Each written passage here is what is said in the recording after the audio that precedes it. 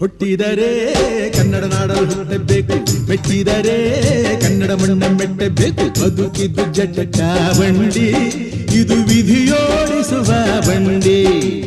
ಬದುಕಿದ್ದು ಜಟಕ ಬಂಡಿ, ವಿಧಿ ಅಲೆದಾಡಿಸುವ ಬಂಡಿ. ಹುಟ್ಟಿದರೆ ಕನ್ನಡ ನಾಡಲು ಹುಟ್ಟಬೇಕು, ಮೆಚ್ಚಿದರೆ ಕನ್ನಡ ಮಣ್ಣ ಮೆಟ್ಟಬೇಕು.